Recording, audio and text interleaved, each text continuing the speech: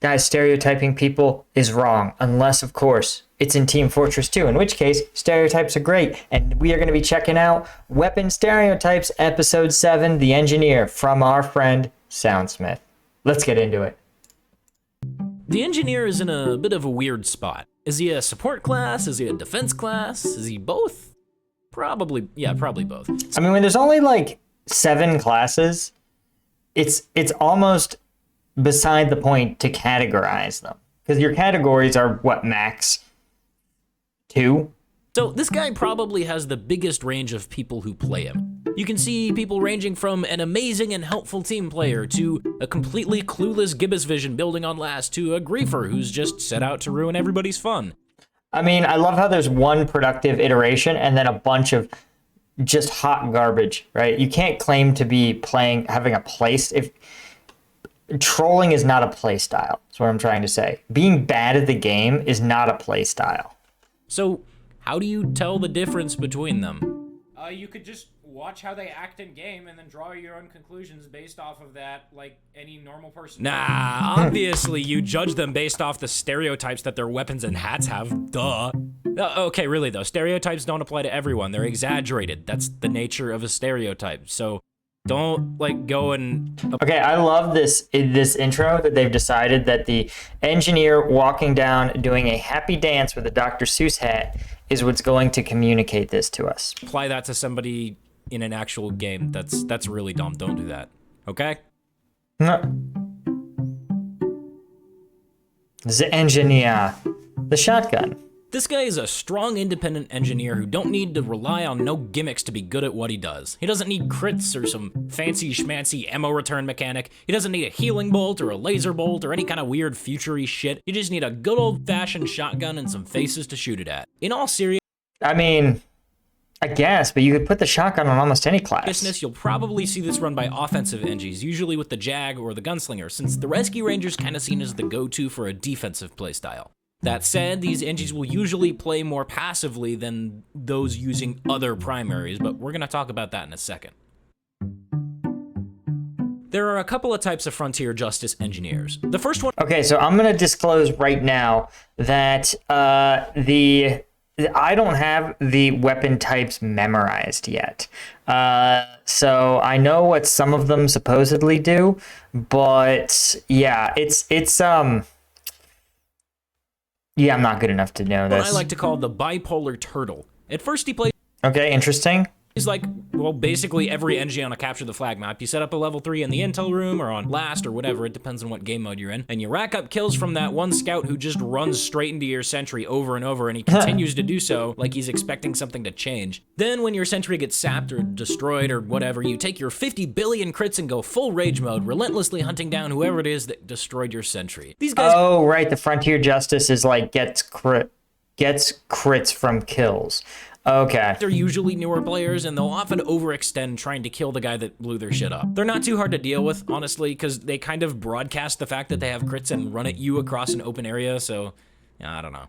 Dude, the level of situational awareness around TF2 playstyles is just utterly incredible to me. Truly. Like, the layers of insight to this metagame are phenomenal. That you see this person, you see the Frontier Justice, you say, I know exactly what you're going to be doing here.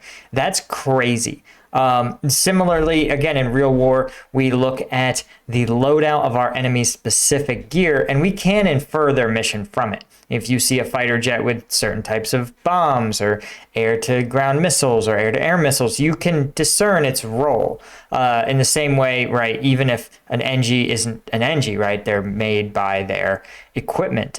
Similarly, if you see a tank shooting AP rounds versus an HE round, right? You can infer what the tank is there to do, fight other tanks or support infantry. The next kind of Frontier Justice NG we're gonna call the Fisherman, a master of baits. He's always the one who puts his sentries in just the dumbest spots. When you're playing with these guys, there's always gonna... Oh, this is my playstyle, except I don't bait them. Be just a random level 3 somewhere that has no business being there. It's a terrible sentry spot, and the NG isn't even by his sentry, and now that you know where it is, it's super easy to destroy it. But when you go back to destroy the sentry, surprise, the NG's there, and he has 2 crits stored from when his sentry got you earlier. These guys guys are usually pretty good at hiding the fact that they have crits stored up, since their entire playstyle revolves around baiting people into following them without knowing that they have crits. They're not usually very effective, but they're annoying as hell. And the last type of frontier... I mean, here's the thing to remember, we've talked about this in other videos, is that if you get annoyed, right, annoying somebody, making them maneuver, that has real tactical advantages. Delaying someone, canalizing them, right, forcing them to take one route instead of another, even just stopping them from getting to the battlefield. All of these things are valuable tactical roles, not to the same value as destroying the enemy necessarily, but still highly valuable playstyles. Your Justice NG is this guy. Yeah, I don't even have to give this guy a fancy name, do I? You know exactly who I'm talking about. This is the guy who will deliberately go out of his way to piss everyone off, including his teammates. His teleporter's almost always in weird spots that are designed to get you killed, and he almost always runs mini-sentries. Not because they're a great offensive tool that allows the NG to be more mobile and independent, but because they make people mad. And he has to make people mad for his wacky, hilarious TF2 griefing montage, featuring that one royalty-free trumpet song. Yeah, you know which one I'm talking about. I don't know what the royalty-free trumpet song is. And to top it all off, he's gonna... You're Soundsmith. How could you talk about these? Come on, man. Give us sound. Use the Frontier Justice so he can get free crits for those random assists that he got across the map with his mini-sentry. And when he's not griefing, he's probably deliberately queuing for high towers so that he can run mini-sentries, focus people who seem to be having a good time, and just actively go about trying to ruin the fun for everyone. And if they're not doing either of those... Yeah, I'm not detecting even a hint of resentment here. They're probably circle jerking an RTF2 or something. I don't know. Is it even a game if you don't have an active subreddit consisting of trolling and the most toxic players? Sometimes I think they just built Reddit as like the toxic groupthink validation seeking hive mind like repository. Like the goal was to just create a vortex in which we could throw all the most toxic people. So instead of unleashing their toxic BS, in the game, right? Instead, they can just grief each other and make each other really mad. That's a much better mechanism, honestly. It's like how Twitter is the Thunderdome for bad ideas. Instead of us, regular people, having to listen to people's terrible ideas, we created Twitter in which they can fight with each other in a harmless space, right? So, sort of like how, I don't know, like running... I don't even know a good example. It's like when they let people in Supermax prison have lifting competitions. You're like, it's so that they can work out their aggression. This is probably the closest thing to a war pig in the engineer's arsenal. For those unaware, a war pig is a reference to that hat for soldier, and it's used to refer to an item used by someone who overestimates how good they are at the game. The Widowmaker presents a huge risk-reward situation, and it's used by people who are confident enough with their own aim to justify that risk. So it's not all that surprising that Widowmaker NGs usually think they're really good at the game. And granted, sometimes they are, but usually they aren't. I mean, that was a pretty good shot. It was bold to take on a charging demo knight in that tunnel there. Whew, that's a bold call, man. Again, we talk about this, is that if you don't have the advantage in firepower, then you don't want to fight your enemy head on. You want to rely on maneuver. Attention everyone. An engineer main has entered the server. I repeat, a try-hard engineer main has entered the server. Is what you'd expect to be hearing every time someone has the Rescue Ranger equipped, and you'd better expect that NG to be using it along with its two other counterparts every single time. Say it with me. The Wrangler and the Southern Hospitality. Nothing's better than the Highland. What a strange mix. I'm guaranteed that those are not stock voices. He actually got a bunch of random people to say that and then mixed it together. So shout out to Soundsmith for his commitment to, good sound mixing. But what's fascinating is that there's only 2 layers to this sound. Despite the fact that he's obviously an audio engineer, maybe when you're an audio engineer full time, the thought of having to engineer your own YouTube videos with sound is just too tedious. So he's just like 2 layers, music, me talkie. That's it.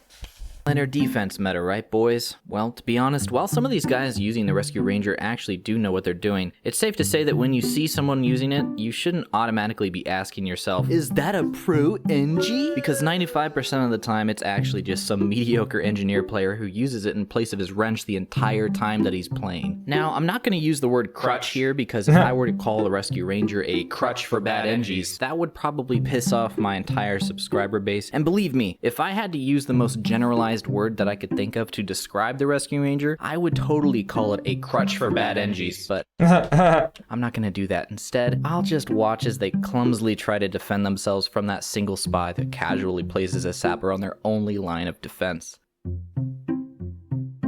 This is Yeah, I gotta get better with sapping with the spy. That's something that if you've been on my streams at twitch.tv/combatthatpaul, you know that my spy game is incredibly weak. almost exclusively used by new players since it's just straight up bad, man. There's no way around that. Except when you get crits and spam it at a group of people, and then it's okay. But in all seriousness, this is just one of the most universal stereotypes I've covered. It's really just new player.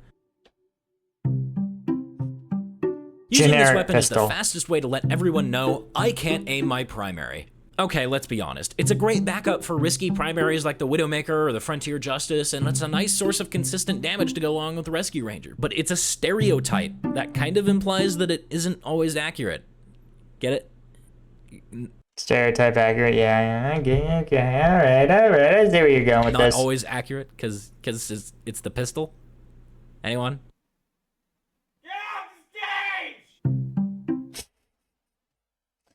Okay, that was pretty good. This is the go-to weapon for most engineers who are worth their salt. There's really no way around this. It's just really freaking good. But despite this, these NGs are probably running the Rescue Ranger, and they missed the old days before the Wrangler got nerfed. You know, the ones where you can make your sentry tank an ubered heavy at point blank? Yeah, I don't really miss that all that much. But then again, I'm not an engineer main, so That's crazy, by the way, that they allowed an NG Sentry to get that powerful. Bananas. Gold! This guy also tends to put his sentries in really dumb spots. Like, come on, what are you gonna do, destroy it? Yeah, okay, well now I've already got another level 3 waiting for you around this corner. Good luck with that. Honestly though, this is a really good side grade to the stock wrench, so you'll see this used pretty often. You know, I should do this for heavy. I feel like heavy is my most competitive class where I'm the least level of noob. On offense, but I mean, come on, man. Why would you put his sentry there? It doesn't even make sense. This guy hates spies. Yeah, I mean, then again, so does everybody except for spy mains. And now that the Dead Ringer is getting nerfed, Thank you! this is getting an indirect buff, so you might expect to see more of God, what was it like back in the day? Back before Valve just decided that it would abandon TF2, despite the fact that it has never been more popular. Literally, the game has had an unprecedented resurgence, and yet Valve refuses to update it. these after the Pyro update, assuming it doesn't get changed.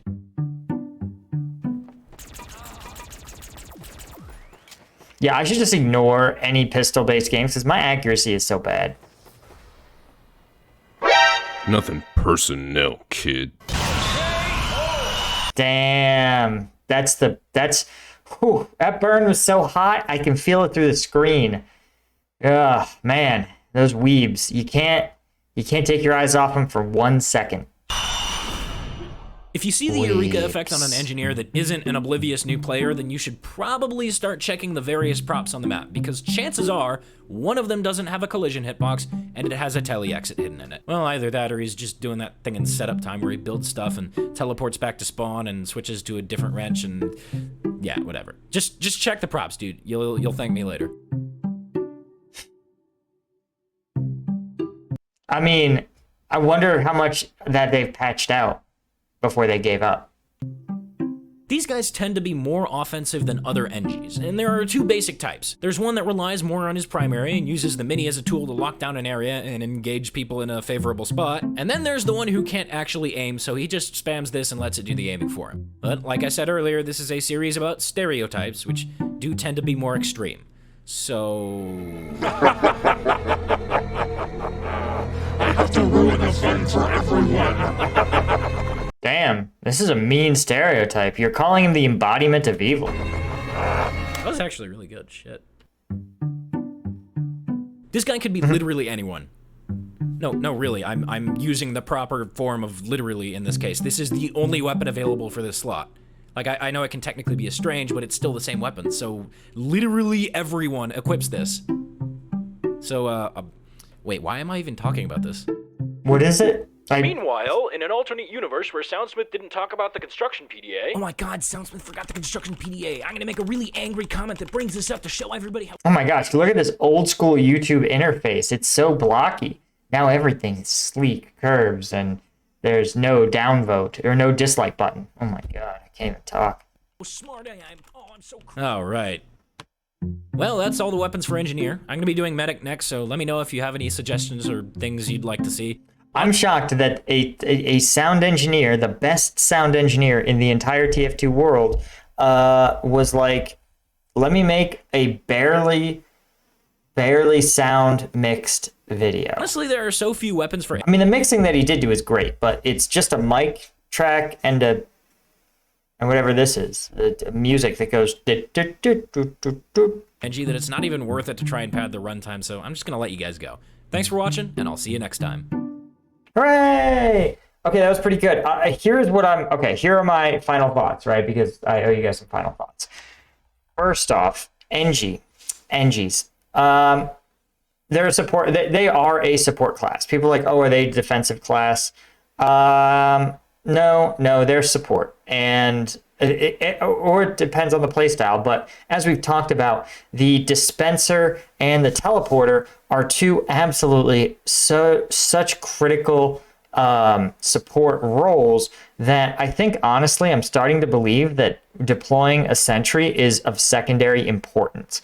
If you can have a well-placed dispenser and well-placed transporters, then you can really swing the dynamic of a game. You can really change the way that game plays. And again, it's about understanding that you have to logistically support your team. Sort of in the way that there's a lot of military vehicles that have purely defensive armaments, right? This would be like a Bradley, for example, right? Only has a gun sort of to protect itself and maybe support the infantry a little bit, but it's not meant to be an offensive vehicle. And so trying to use it in that role when you have better options available is just not that helpful for from a tactical perspective. Let the infantry fighting vehicles ferry infantry to and from the battlefield. That is their role. So let them fully occupy it. Similarly, yes, I'm sure there are sentries that are great at what they do, but they're very, very, very, very vulnerable tools. Whereas a dispenser and transporter can enable your real heavy hitters, your soldiers, your demo men, and your heavies. You can enable them to push and really output damage in a way that a sentry never will. So I guess logic tells us, though obviously it's TF2, so logic is limited at best. Logic tells us that NG should be focused on that support role, right? His armament should be the shotgun purely for defense. That sentry should be placed in ways that can support, sort of. But again, is this how I play? No, I don't know anything about NG. I'm still learning. So obviously, this isn't how I tend to go with things. But let me know in the comments how you guys play NG and how you think I should look at playing NG, or at least how it should be played in the current meta. You know, in current year, not using Frontier Justice. Anyway, guys, thanks so much for joining me on this. If you want access to some exclusive content, you want to join the Patreon. Thanks to our Lieutenant tier patrons, Cole Foster, Command Unit, Caffeinated, Jakob Flavius, Chris, Dr. Shadowcop, Portal World Time, Brandon Armitage, Tel Ruin, and Astro Hunter. They get access to an exclusive room on the Discord and an exclusive access to new content. And those guys get to vote on it, which is pretty cool. Okay, that's all I had. Thanks for joining me. Let me know if there's other TF2 creators you want me to check out. And until next time, I'll see you guys later. Except on Tuesdays when you can join me on Twitch for Team Fortress 2 Tuesdays, twitch.tv/combatvetpaul.